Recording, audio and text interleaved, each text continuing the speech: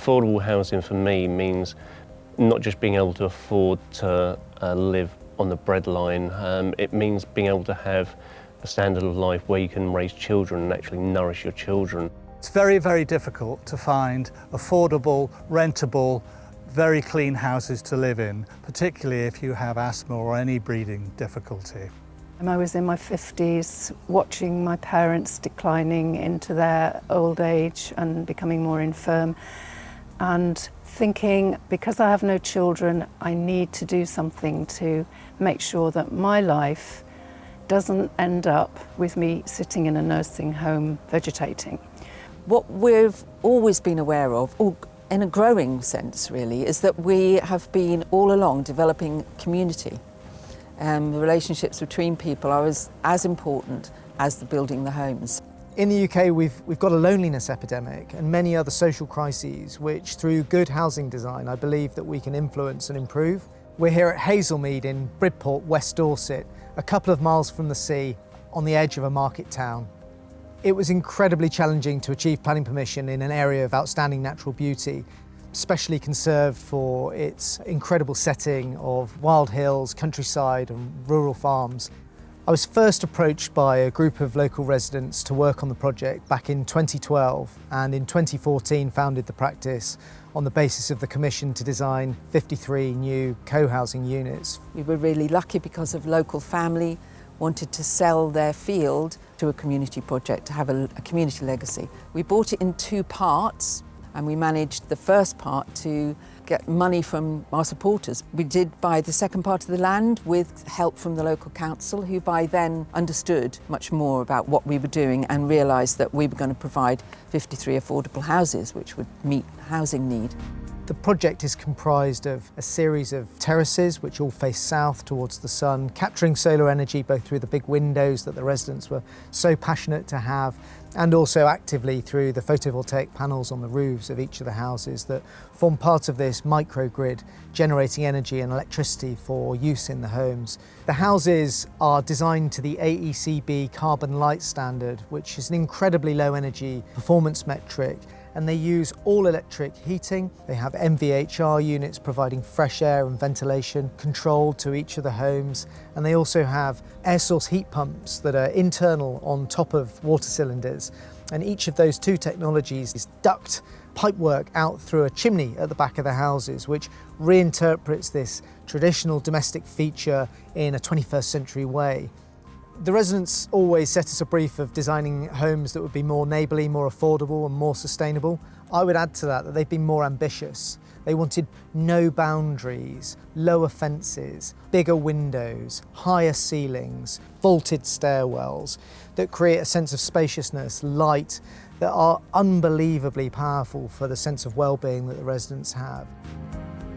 The tenure mix at Hazelmead is 50% social affordable rent through the Housing Association and 50% shared ownership, with staircasing up to a maximum of 80%.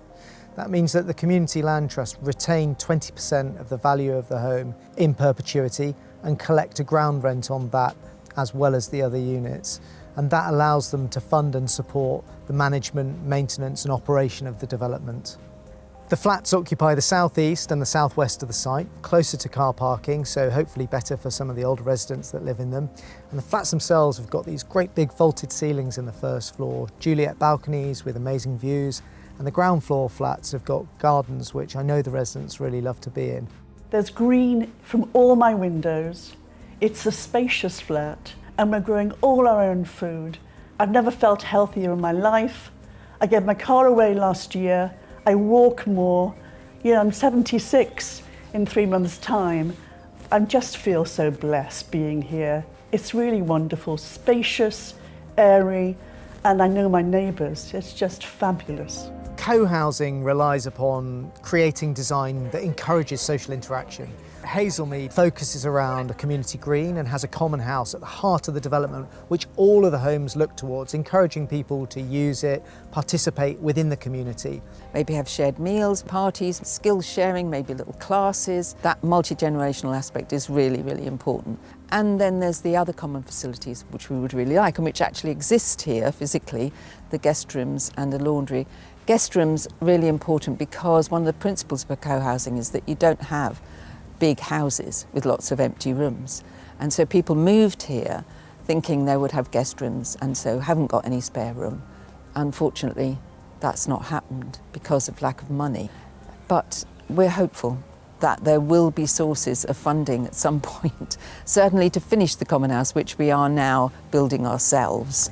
The other common facility, which I think is wonderful, as well as all the land we've got, are the food growing areas. Behind both terraces of houses, there are plots, and everybody contributes to that. Another essential kind of ingredient of co-housing is that you look after the land and the site and everything in it together. And for us, it's particularly important because it keeps our service charge down if we do the work ourselves. And the streets themselves, being car-free, allow people to walk between their homes, having casual interactions where they don't have fences at their front gardens. They have benches outside the front doors, and the kitchens and dining spaces look out openly onto those safe spaces where people can congregate. Many of the people here on site run workshops for the children, and the kids will get their hands dirty planting and then tending to them, watering them. It's idyllic, it really is. It's not something I ever thought I'd be able to share with my kids. Often just brings a tear to my eye that we're lucky enough to be here. I'm fairly on my own. I don't have a family and I don't have any brothers or sisters around, so this is my extended family, I guess. What's really good here is I can contribute to running the place, which is, I like doing that in all sorts of ways. I'm not sort of being looked after.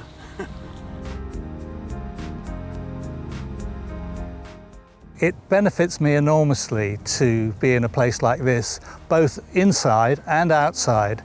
We've been blessed with huge windows on both sides of the house. Inside, these houses are so clean. I hardly use my inhaler any longer. I've learnt how to clay plaster a wall in the common house. I've learnt how to help lay a floor in there. I do a lot of the gardening here. I feel better now and I have more energy than a lot of the 50-year-olds that live in the co-housing project, which is a testament to how it's feeding my soul and making me so happy.